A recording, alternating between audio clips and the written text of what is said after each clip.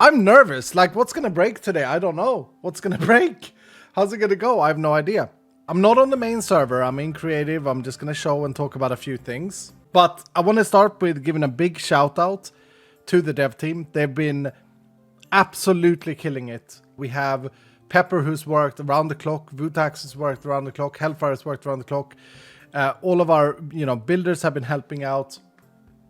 Pomo has done amazing stuff. Kumara has done last minute arts, and I'm missing people. Goody, of course, has been grinding away, and we got some pretty cool stuff this season. And so before the season starts, because it's not started yet, it starts in 26 minutes. Let's do a little intro reel so that we can go through what you can expect. Because there are some things that are, a little bit special. Here we go. So you're here for Vault Hunters Season 4. Season 4 of Vault Hunters is played on Vault Hunters 3rd edition. I know it's a bit confusing, but that it is what it is. And we are going to be playing the Update 15 pre-release version. This update is, first of all, massive. It's planned to be done and released on CurseForge 31st of July or 1st of August. It features some main new features. We got something called Antiques now, which we'll get into. We got 2 new objectives in Update 15. We got the Bingo objective, where you play bingo inside the vault. And of course our bingo grid is 4x4, not 5x5, so it's a bink. It's, let me tell you, when I demoed this for the other streamers, I think pretty much everyone said, I can't wait to play bingo. It's gonna be absolutely amazing.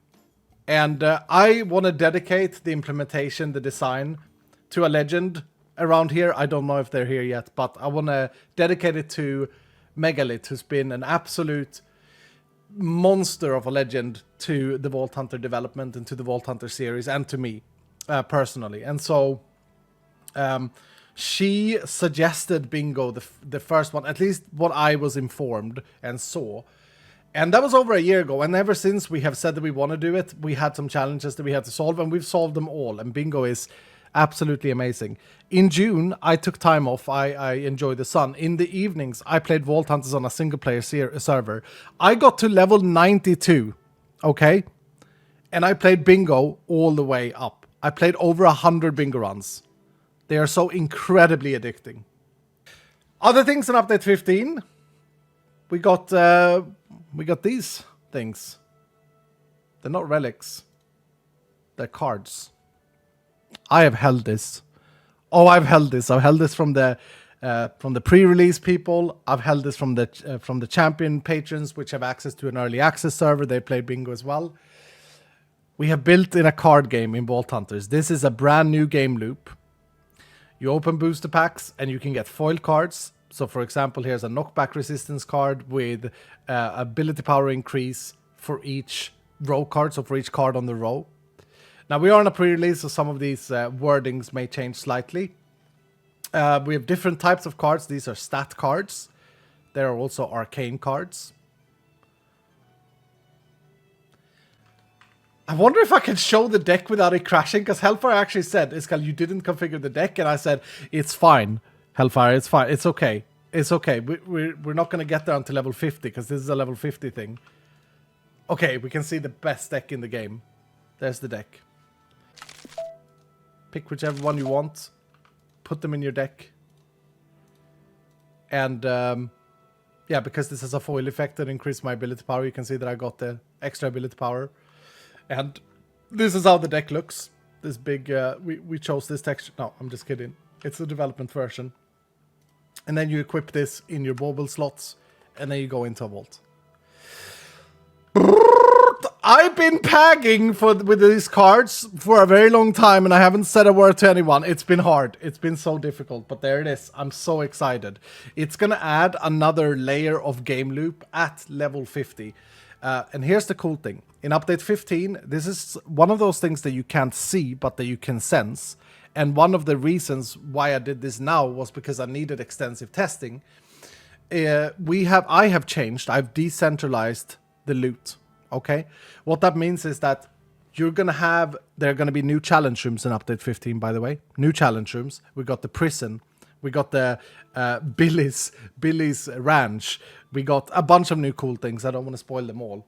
You're gonna target loot things. So, for example, if you want cards, you can only get booster packs in completion crates and black market after level 50.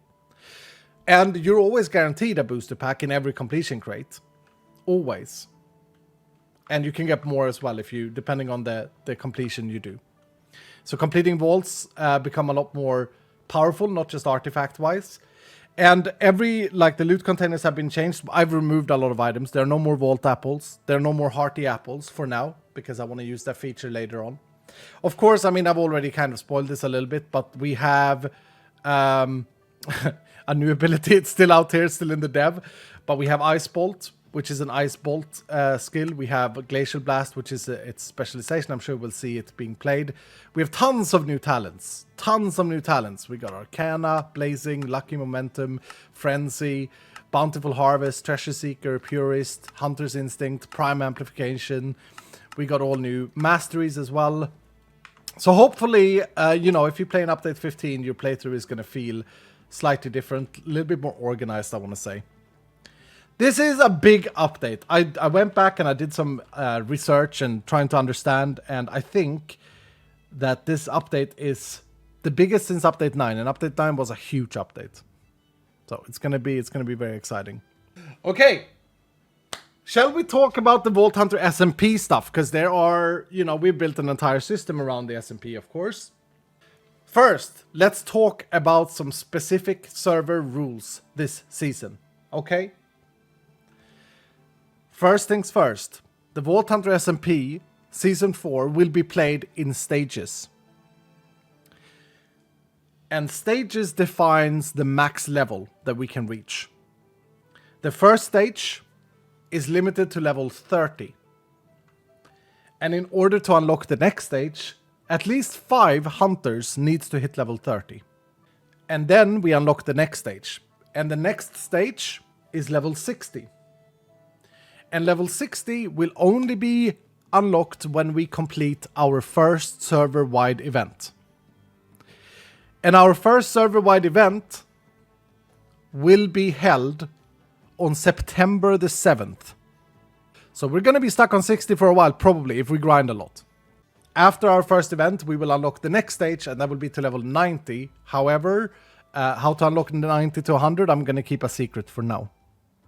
It might have to do with you guys. Let me see if I say this correctly now. We've got 3 new members on the server. We've got Jojo, we've got In the Littlewood, and we've got Etho. Very, very excited to play with all of them. Furthermore, this season, and this is kind of big! This is kind of big! This season, when we log into the world, there will be a world border at diameter of 400. Now we're going to log in a minute and I'll show you just how small that is. But it is very, very small. You guys are going to help us extend that world border. By the way, our seed, I can spoil this already. There's no desert in the world border. There's no ocean in the world border. There's no jungle in the world border. We don't want to hit level 10 before we have extended the world border to give us the resources for the level 10 crystals, or we are just dead. Like, the server is just dead. You guys who want can get yourself a companion this season. Yep. And what's a companion? This is a companion. Companions gains experience, this stuff here, with every interaction that you guys do. And an interaction is by purchasing a companion booster for channel points. By subscribing, a normal subscription or a resubscription will also activate and give slight XP to your companion. Gift bombs like the one Hoy did or that Mini Pantaloon just did. Or straight up donations, bits or dollars. There's no need to donate anything. You can build a companion all the way up with just channel points. I want to make that clear because I don't want to gate out people who don't want to spend money. A companion will start at level 1. At level 2, they get their first modifier. And they will get a random positive modifier. And they will also, and I know some of you are going to like this, they will also get you a companion challenge. A companion challenge per stack increases the mob damage, mob health, and mob spawns by 10% per stack. It also increases the mob speed by 1.5% per stack. We can select an active companion like this. And when I go into my next vault, Hoy in this case is going to join me. He's going to be a little bit annoying. He's going to be running around with a giant head. He can't attack. He can't be attacked. Okay? But he applies the modifiers to the vault that he has. When a companion levels up, there is a small chance, which increases with every level, that they get a legendary modifier. A legendary modifier can be things like, whenever I kill a mob inside a vault, they explode into a chain reaction of Nova. Or whenever I kill a mob inside a vault, they drop bronze or silver. Or whenever the legendary modifier is in the vault, I can see all the doors through walls. They're pretty sick. They're new modifiers.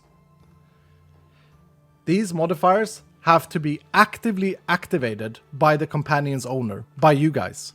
So if you have a companion with a legendary modifier, you have to activate it in chat by typing a command.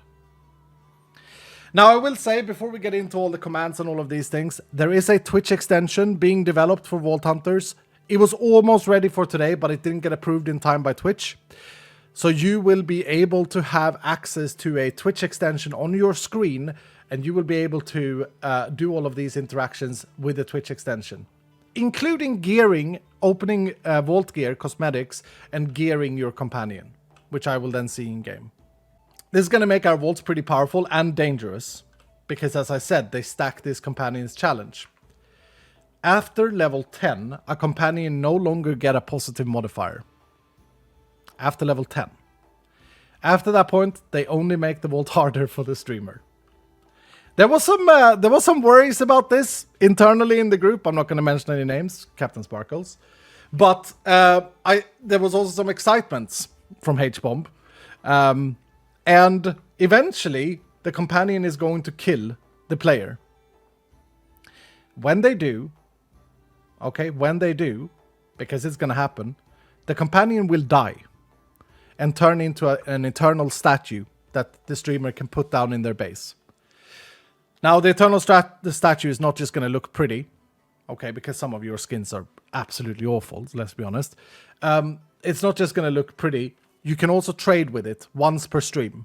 You can give it Vault Platinum, and they have a chance of giving you pretty good stuff. The higher level the companion was when it died, the better stuff it can give. For example, trinkets, unique gear, relic or booster packs, etc., etc.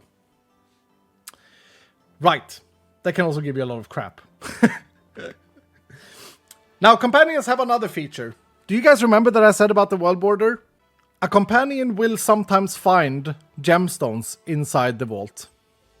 And when they do, the player, me, and the streamers have to quickly get to the companion, which may be on the other side of the room or right next to you, and take the gemstone out of them that they have found, out of their hand. If you don't, that gemstone is lost forever. These gemstones are used at spawn and can be put in the spawn's world altar. And every time you put a gemstone in, the world border gets extended. So that is how we extend the world border. Now here's the thing. The world altar, this thing, will only exist until our first event starts at September 7th. At that time, no more world extension. Yeah, I mean, there's been so much to do that I made this block myself. That's my first ever model in Minecraft. I think it's amazing. Look at this. We got Bravtopia, we've got Australia, and we got the US. And Sweden. It's nice. It's nice. It's very nice, the world altar. There are more things. All right, there are so many more things. I'm sure that we're going to cover a lot of these as we start playing. Let me just think here. So when a companion dies, you have to start a new companion if you want to. And you're going to be level 0. But you're going to have the permanent statue in the streamer's base. That's the only way to get a statue of a companion. The lower level the companion is, the lower level they are, the more gemstones they will find inside the vault. So there's value for us to run both high-level companions, because they give insane modifiers, and low-level companions. I'm very excited for you guys to see the legendary companions.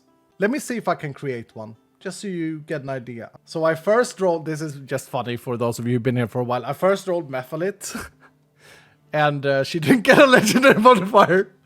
She did get bonus gilded though, which is pretty cool. But Silent Foxy got a legendary one. Look at the particles. Oh, that looks so cool. And this is Overpower. Mob spawn with 1 heart. It's a cool one. It's a different one. Now, you can have 2 legendary modifiers. In testing, I managed to get a minion once that had 3 legendary modifiers. I mean, at that point, it's a super OP minion, companion. Oh, I should say this. A companion can only join 1 vault per stream. Okay, 1 vault per stream. After that, they're going to go to sleep, and they're going to be sleeping until there's a new interaction coming from the companion. So I can only use a companion once. This is, of course, made so that we have to switch around companions. We can't just run one all the time, etc., etc., etc. My goal and vision with this, it started with some members of the SMP talking me into going back to integrations. My goal and vision was this. I wanted to make the integrations design tie into the game of Vault Hunters. I didn't want it to be a side game, like the Champion Arena. It was cool, the Gladiator Arena, but it was a side game. I wanted to tie into Vault Hunters. I also wanted to make sure that it was fair and that everything could be done with channel points and not just money. I wanted to create a system that was as inclusive as possible. And this is a tricky task, okay? This is a tricky task we've learned in the past. We had traders in Season 2, and it wasn't good enough, I felt. I felt like there were too many that we missed. Now I think that we're going to be in a situation where, you know, we're going to have probably a lot of companions, because you get a companion with every integration, every interaction you do. You're going to be able to change the skin of your companion and the alias. So in case you have a weird Twitch name, you can set your companion names with a command to change its alias and to change its skin. I am so excited, man. I don't know what to say. It's happening. There's been so much work gone into this, and I really hope that you guys... Oh, and another vision I had for companions was that everyone, even those who do not donate or interacts, that just watches these videos on YouTube, I want everyone to get a funny feeling out of it. Because I do think that if you have a level 10 companion, which is high level, by the way, it's not easy to get, they're going to make the vaults very, very, very, very, very difficult.